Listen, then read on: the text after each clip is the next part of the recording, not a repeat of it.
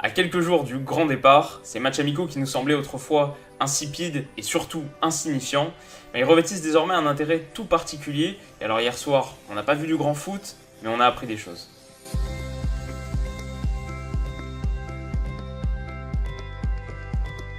Yo les amis, j'espère que vous allez tous très bien. Alors aujourd'hui, normalement, je devais publier le nouvel épisode de CDM qui porte sur une sélection très intéressante, la Pologne.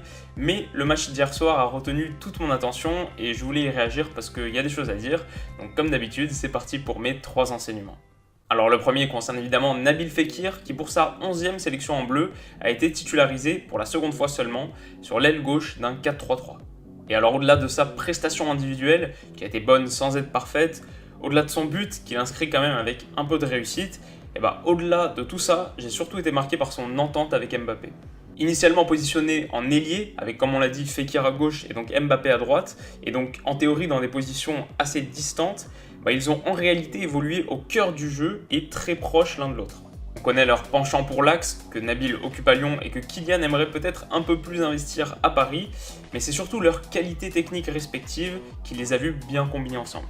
Fekir a peut-être un poil trop touché le ballon, Mbappé aurait pu jouer plus simplement par moment, mais globalement cette association est une réussite et c'est une bonne nouvelle pour l'équipe de France qui, à mes yeux, passe un peu trop par les côtés et qui a là, peut-être, trouvé un relais axial très intéressant.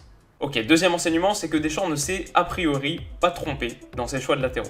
Sidibé, qui était supposément en manque de rythme après quelques blessures, a livré une partie qui était à mes yeux très intéressante, très complète, mais on attendait encore plus Mendy, qui revient d'un très gros arrêt après sa rupture des ligaments croisés en septembre. Et s'il a un peu souffert sur la fin, il a été très remuant sur son côté, avec notamment une belle frappe à son actif. Après, ses centres ont été un poil plus approximatifs, on mesurera un peu mieux son rétablissement face à l'Italie dans quelques jours, mais globalement pour moi l'impression est bonne. Et enfin, je voulais noter quand même que tout n'a pas été parfait ce soir et que, ok, c'est notre premier match de préparation, mais à mes yeux, l'extrême faiblesse de l'Irlande aurait peut-être dû nous offrir l'opportunité d'alourdir le score. Et malgré une domination territoriale de grande ampleur et un bon nombre de tirs, on n'a pas eu tant d'occasions franches que ça et on a assisté à de longues séquences assez ennuyantes. Évidemment qu'on est dur avec l'équipe de France, qu'on est exigeant, qu'on aimerait voir plus, mais quand on dispose d'autant de talent et surtout autant de talent offensif, on est peut-être en droit de l'être. Qu'est-ce que vous en pensez ? Ok, on passe au top flop et je distingue en premier Mbappé, dont l'explosivité est un atout de poids dans une attaque parfois trop statique. Présent dans tous les bons coups, il a même inscrit le 3e but, refusé pour un hors-jeu plus que litigieux. Il aura un rôle fondamental à jouer en Russie et c'est incroyable de dire ça d'un joueur de 19 ans.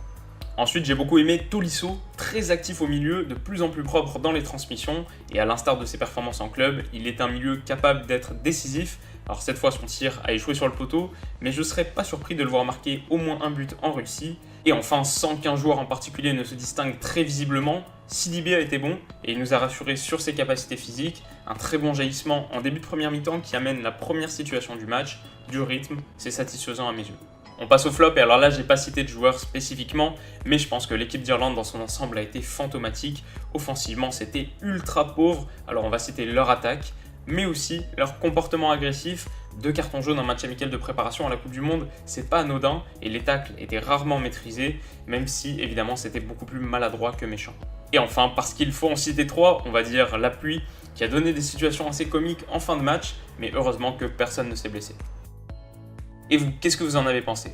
Est-ce qu'à vos yeux, Fekir a marqué des points hier soir ? Et si vous deviez composer votre top 3, qui est-ce que vous mettriez ? Faites-moi savoir tout ça dans les commentaires. Pour être aussi instructive qu'un match de préparation, l'analyse a besoin de votre soutien. Alors si cette vidéo vous a plu, n'hésitez pas à mettre un gros like. Et pour ne pas rater la prochaine, vous pouvez, comme d'habitude, vous abonner à la chaîne. C'est gratuit et c'est une super manière de m'encourager. À demain.